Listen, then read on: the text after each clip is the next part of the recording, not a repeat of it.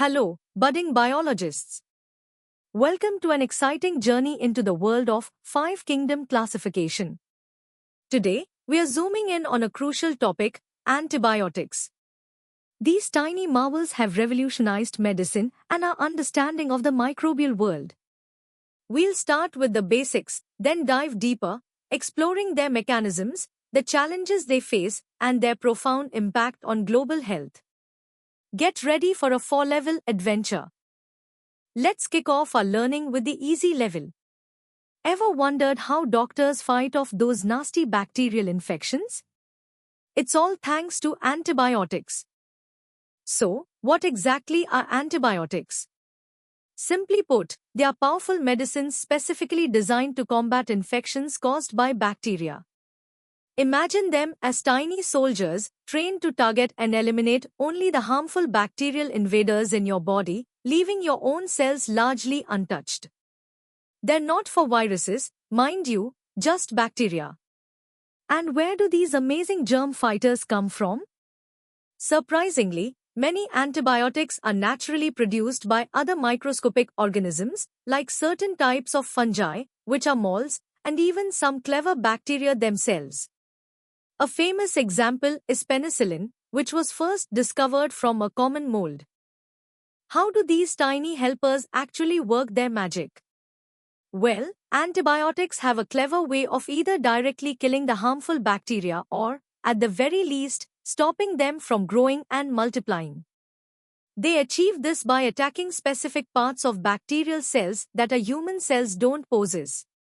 This selective targeting is why they can fight off infections without causing too much harm to our bodies. Before antibiotics, even simple bacterial infections could be life-threatening. These medicines have literally saved millions of lives, making diseases like pneumonia and tuberculosis treatable. They are truly one of the greatest medical breakthroughs. Time to test your understanding with some easy-level questions. 1. What is the main function of an antibiotic? 2. Name one type of microorganism from which antibiotics are commonly derived. And 3. Give one reason why antibiotics are considered very important in medicine. Take a moment to think about these. You've got this. Ready to go a bit deeper? Welcome to the medium level. Let's explore the fascinating history and different ways antibiotics work. At the medium level, we understand antibiotics as antimicrobial substances that specifically target bacteria. Their superpower is selective toxicity, meaning they harm bacteria without significantly damaging our own cells. This is possible because they attack unique bacterial structures, like their cell walls, or specific processes found only in bacteria. The discovery of penicillin, a true landmark, happened in 1928 when Alexander Fleming noticed a mole inhibiting bacterial growth. His accidental observation paved the way for mass production by Florey, Chain, and Hetley, transforming medicine forever. Antibiotics aren't all the same in how they act. We classify them into two main types: bactericidal and bacteriostatic. Bactericidal antibiotics, like penicillin, are the direct killers. They actively destroy bacteria. On the other hand, bacteriostatic antibiotics, such as tetracycline, don't kill directly but rather stop bacteria from growing and multiplying, giving your body's immune system a chance to finish the job. The choice between these depends on the specific infection and the patient's condition. While antibiotics are incredible lifesavers, their misuse, like taking them for viral infections or not completing the full course, is a serious problem that can lead to antibiotic resistance. Let's delve deeper into the types of antibiotic action. Bactericidal agents directly kill bacteria, often by disrupting their cell walls or damaging their essential internal components. Think of them as outright destroyers. Examples include penicillins and cephalosporins. Bacteriostatic agents, however, work by inhibiting bacterial growth and reproduction. They essentially freeze the bacteria's ability to multiply, allowing the host's immune system to then clear the infection. Examples here are tetracyclines and erythromycin. The decision to use one over the other is a critical medical judgment considering the infection's severity and the patient's immune health. This nuanced approach ensures effective treatment. Now for your medium-level challenge. 1. Define selective toxicity in the context of antibiotics. 2. Who accidentally discovered penicillin? 3. Explain the difference between bactericidal and bacteriostatic antibiotics. 4. Why is completing the full course of antibiotics important? And 5. Name one specific bacterial structure that antibiotics might target. Good luck with these questions. Ready for a deeper dive into the science? Welcome to the hard level. Here, we'll unravel the intricate ways antibiotics work and the global threat of resistance. At the hard level, we understand that antibiotics employ diverse mechanisms to target bacterial cells. Some, like penicillins, inhibit cell wall synthesis by interfering with peptidoglycan formation, causing bacterial cells to burst. Others, such as tetracyclines, block protein synthesis by binding to bacterial ribosomes, preventing the production of essential bacterial proteins.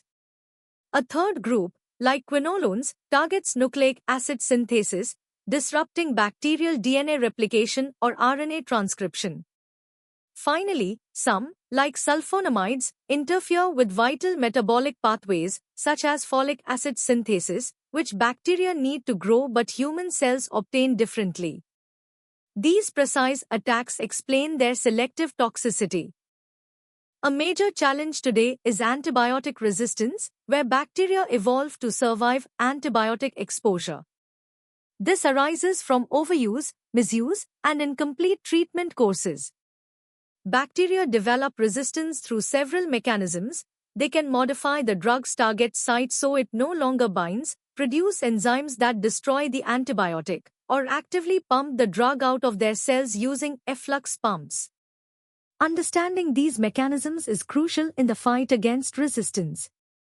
Antibiotics are also classified by their spectrum. Broad-spectrum drugs target a wide range of bacteria, while narrow-spectrum ones are more specific, minimizing harm to beneficial bacteria. Connecting antibiotics to the five-kingdom classification reveals their biological context. The primary targets of antibiotics are organisms belonging to kingdom Monera, specifically bacteria, which are prokaryotes. Interestingly, the producers of many antibiotics are also found within this classification. For example, the famous penicillin comes from a fungus, a member of kingdom fungi. Other antibiotics, like streptomycin, are produced by certain bacteria, also part of kingdom Monera. This interplay highlights a natural biological warfare among microorganisms, which humans have cleverly harnessed for medical benefit, illustrating the intricate relationships within the living world. It's time for your hard-level questions. 1. Describe two different mechanisms by which antibiotics exert their action on bacterial cells. 2. Explain how antibiotic resistance develops in bacteria. 3. Differentiate between broad-spectrum and narrow-spectrum antibiotics, providing an example for each. 4. Name one type of enzyme produced by resistant bacteria that inactivates antibiotics. 5. How does the concept of selective toxicity relate to the effectiveness of antibiotics? 6. Identify which kingdom of organisms is primarily targeted by antibiotics. And 7. Name two different kingdoms that produce antibiotics. Think critically. Welcome, advanced learners, to the hardest level. Prepare to delve into the deepest scientific and global health aspects of antibiotics. We are going beyond the textbook, exploring molecular insights and future challenges. At the hardest level, we dissect the precise biochemical pathways antibiotics disrupt.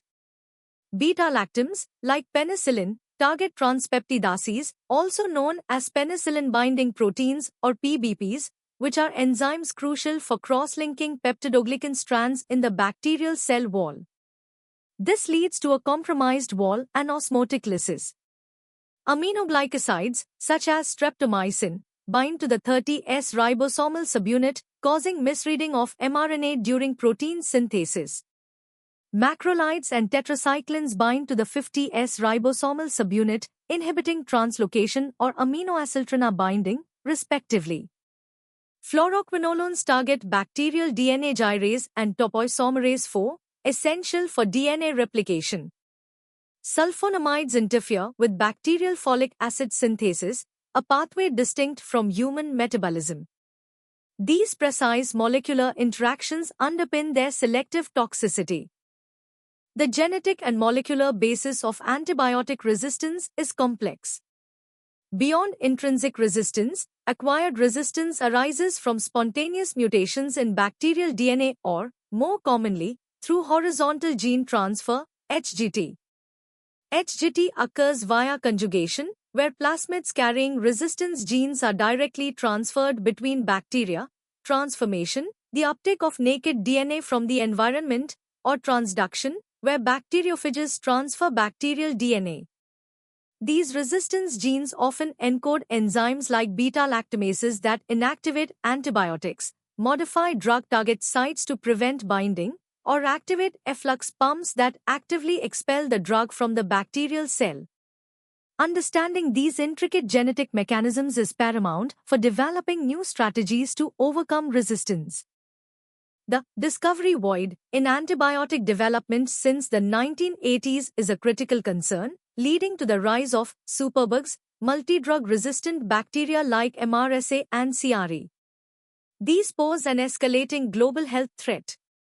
Scientists are exploring novel approaches, including targeting virulence factors instead of growth, developing combination therapies, and reviving older strategies like phage therapy, which uses viruses to specifically infect and kill bacteria.